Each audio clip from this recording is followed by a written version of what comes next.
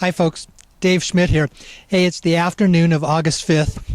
Thank you again for viewing in this week. As you can see, I'm back home in Sedona, and last week I had mentioned to you that I was going to be on the road quite a bit, and I was. I had traveled to Texas, where I spent some time there with Charla, my sweetheart, and we went to Puerto Rico for the weekend, and then flew back to Texas, and then I'm back home here today. Now, you wonder, how am I doing all this flying? Well, she's a retired flight attendant, and if you understand what that means, is she gets to fly free on standby, and I get to go along with her as I'm in a companion status with her. So that's how we're able to do a lot of the traveling that we're doing. And also it allows me to move around the country and do some of the workshops. And with that note, this coming Saturday, August 9th, I have lots of seats available here in Sedona for the workshop that is there. So would love to have you come and join us. And I'm changing some of the content as I'm beginning to change and see what I call as the bigger picture of this global currency reset, this revaluation of the different currencies. This week, I want to talk about some of the practical things. And I'm going to give you some of what is my opinion. Now, in the last 3 weeks, I had done a 3-part series on how to think appropriately, how we change our world, how we come about to helping to bring this about in the view that we have. Most of you are reading a lot of the other writers on the blog sites, and that's fine if that's what you want to do. I personally don't do that much anymore because I trust my sources. But here's what I want to say about all of us. Regardless of who we are, regardless of what we are saying, we basically are all trusting our sources. And some of those sources are very good. And we end up viewing our opinion, or we end up viewing our perspective, our perception, based on how we think how good and how important those sources are. I believe in my sources, and I've told you that my sources, I believe them to be at the very, very top, because I've always come back to saying they are the ones who are funding this RV. Some of the writers out there are putting a lot of importance on what's going on in Iraq with the election of the prime minister, thinking that Iraq has a lot to do with this. Well, it is their currency, but the bottom line is Iraq doesn't have the money to pay for this RV. Other sources are saying they're getting their information from what comes down through the U.S. Treasury. The vast majority of all the sources come from that. Others say they have multiple sources. I still come back and I say, who's footing the bill? That's who the real source is. Now, I'm not going to disparage each other. This is a classical illustration as that they bring to you thinking that they're doing good things, and many of them are operating integrity, and many of them are also wanting to basically help, and they're also truly thinking that they're helping all of us. I've derived my opinion. We all have our opinions, but I've derived my opinion from months and months of what I consider really good intelligence gathering information from the sources of who are going to foot the bill. Now, I've had some more information come from the ambassador of the Dragon family, and you understand where I'm coming from is they're the only ones that can pay for this. If the family doesn't put up the funds, I come back and I say, Iraq is in debt. They don't have the money to pay for this. They have a huge indebtedness from the war. The United States is basically broke, if you understand the position of fiat currency. Theoretically, they're bankrupt. So that means the U.S. Treasury doesn't have the money either. The IMF doesn't have money. They only have the money that the countries give to them. In China, they've got the oil contracts that they want, and they're very limited in their contracts, so they don't have literally scores of trillions of U.S. dollars to pay for this. Now, in the last week, there have been some really good information sources that are coming out. And in my opinion, what they have is there's elements of truth in all of that, but yet it's not all quite correct. I can't at this time reveal everything that I know that is going on, but there has been a major shift. And here's what I'm going to say, what I can share. And this is coming from my sources. Yes, there are what are called projects, major prosperity projects that are in the process of being funded. These are projects that have contracts that go back 6, 8, and 10 years. And there have been some very large individuals who are basically operating in humanitarian aid means that have been funded as well. There are reports that the TRNs are out there and that they're live. Well, let me explain to you how it has been explained to me. TRNs, the Treasury Reserve Notes, the new currency for the United States. Those have been printed. The currency has been printed. They're sitting in warehouses all around the world. Some of them have leaked out. That's why you're seeing some of these reports are saying, hey, I've seen these. Yeah, they have leaked out, but they haven't been released to the public yet.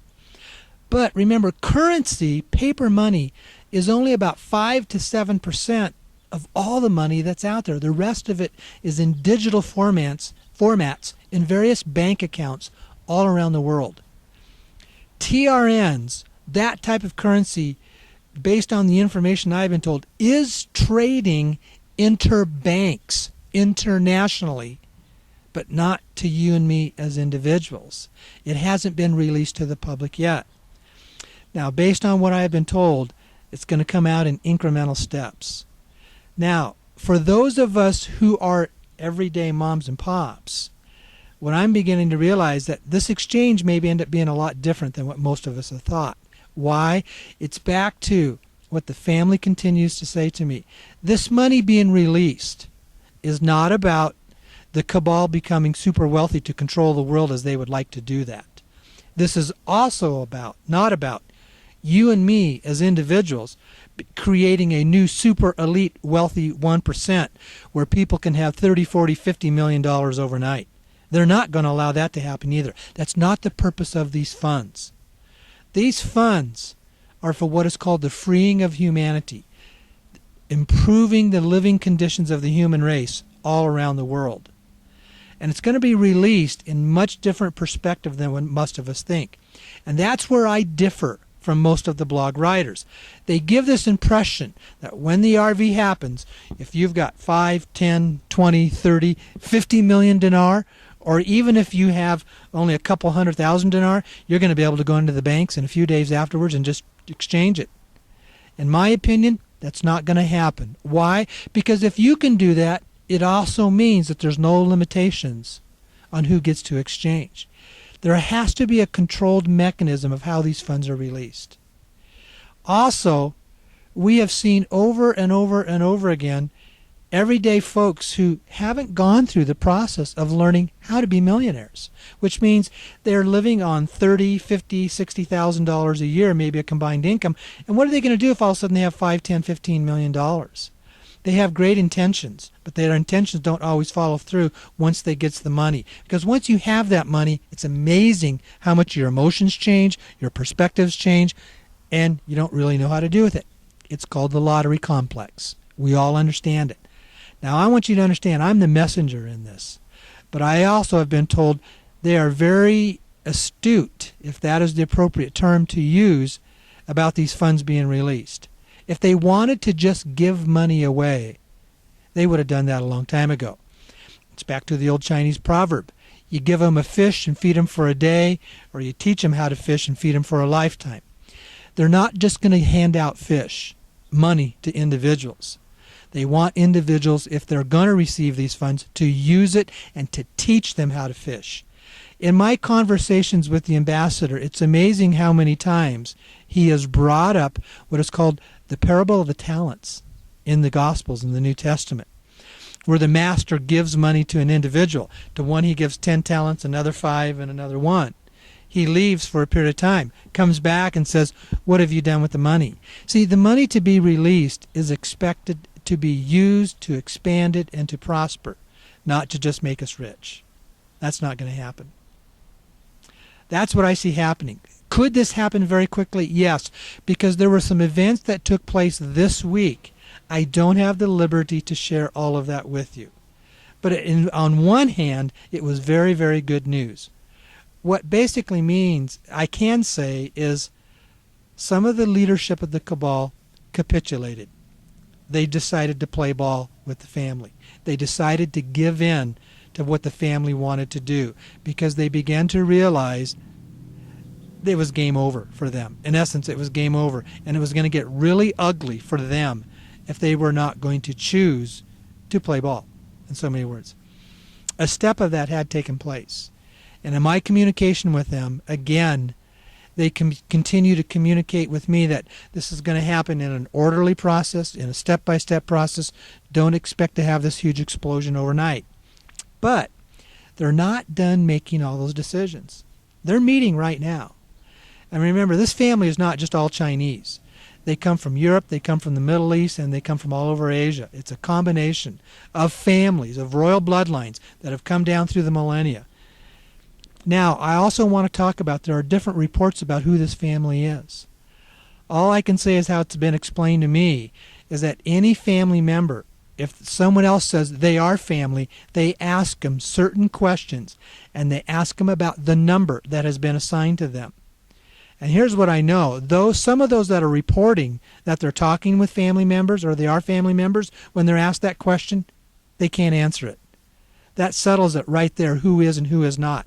Now, I'm not going to disparage others. I don't have all that information. Most of my time that I am spend talking with Ambassador, and we talk about 3 to 4 times a week, I'm listening. I'm listening more than I'm asking questions. Because in the end, it's still going to come down to how they choose to do it and what they're going to choose to do. I can relay information to them, but right now I'm kind of pretty low on the totem pole about who they're listening to and some of the decisions that they're making and how they're making those decisions, because they always look at this from a global perspective. They deal with countries, they deal with people who are already multi-millionaires and billionaires. Now, they do have a plan, though, for us, the everyday folks. And this is about what is called the freeing of humanity, being freed from this financial slavery that has been imposed upon us through the Cabal through centuries of time. And they do have a handle on that. But there's a couple of key things I want to say. Some of you come up and you ask me, well, why don't they just give this money out? And why don't they go out and take care of the 40,000 children a day who are starving every single day? It's back to the parable. You're going to give them a fish, or you're going to teach them how to fish. They're not here to impose their personal will upon the human race. We are the ones, through our choices, that will show that we are moving into a position of being ready and responsible to handle these new funds. In the past, we really haven't, because number one, we haven't been aware. Number two, we haven't taken the time to educate ourselves. Number three, we aren't acting responsibly of what we would do with that money. Now you ask, what would you do if you all of a sudden you had the ability to have $30-40 million that you could cash in? Obviously, you're not going to use it all for yourself. Here's what I would express for you to do. Learn how to do it the same way that people do it now. Learn how to do it and think of terms of applying for a grant. Have a written plan. Write out a business proposal that you would submit. Those may be some of the things that are going to take place. There's another gentleman that I talk with almost every single day, and he is the one who introduced me to the family, and he talks with the ambassador almost every single day. And I was talking with him today, and we were talking about projects, and he has projects he's written business proposals for. And I said, I didn't really have any specific projects, but then I came back and I realized, yes, I do have projects. I have a project that is very dear to my heart. I have a project that I'm very passionate about. And my project is you. The people who are ready to receive these funds and to make them expand, to use them in a responsible manner, to understand that this is a trustee relationship and money is being given to you from a trustee to be able to take it and go out and help others, to pay it forward, to create projects to improve your neighborhood, your community, your country. That is my passion. And I was talking to him about that, and he says, Dave, write up a business plan, and you'll have an opportunity to present it. So I'm going to do that. I'm going to write up a business plan about why it's important for those of you who have invested yourself with me, for those of you who took the time to invest yourself into the private exchange, the private dong exchange or dinar exchanges that are on those lists, on that PIF list, and that you're associated with me, to set up a responsible means and measure to show that we can use that money in a responsible way. Ask me a timeline on that. I can't tell you that. I can't tell you that, folks. I don't know. But I want to be very, very honest when I communicate with both my one contact and with the ambassador, is it could happen tomorrow, in 2 months, or in 2 years. Now, with what happened in the last week, it looks like that 2-year timeline just pretty much got totally taken off the table for now. Things are progressing very well. I don't have the liberty to tell it all to you because I don't want to be in this position to say I'm going to say something and it's not absolute, and then you go around and start taking actions on it, or you put hope into it and it doesn't happen, and then you get upset, you get frustrated, or you basically start criticizing me because you said this, that it was going to happen on this day. I can only report to you information as I have it. I always want to be very cautious. I always want to give hope and say yes, in everything I understand, everything that I'm doing, this is going to happen. Just don't expect it to happen the way most of us envisioned. What does that mean? A lot of us, and I was there for a long time too because of the only information I had to operate off of. I was looking at this whole RV GCR as I purchased some dinar or dong, I purchased a currency, and I'm going to get a windfall on my investment. I'm looking at it differently. This is no longer an investment that is mine to use as I want, because you have to understand where that money is coming from. But more so, it's about a trustee receivership relationship. There's a family out there, it's called the Dragon family.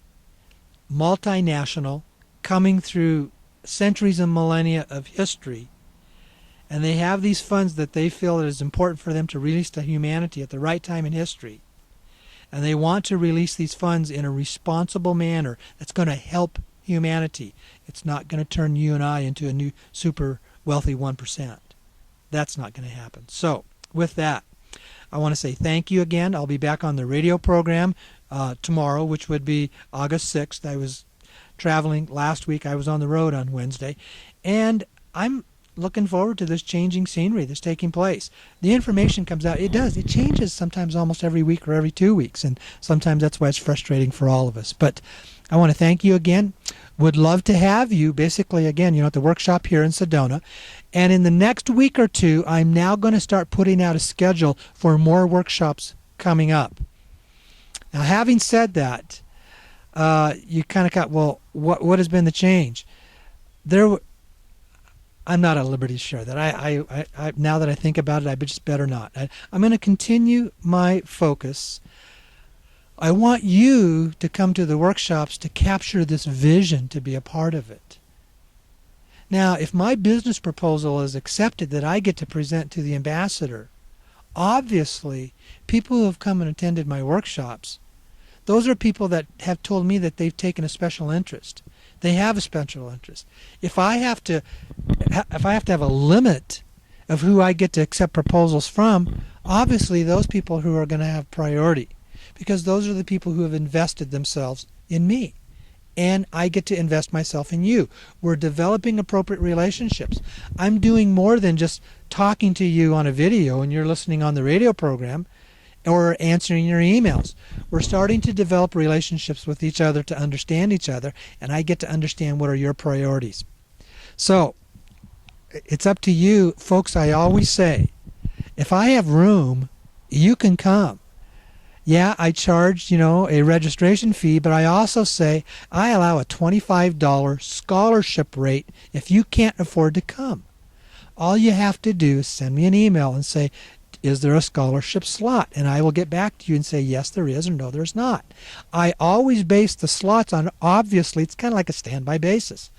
I have a certain number of seats I set aside for those who pay the full fare.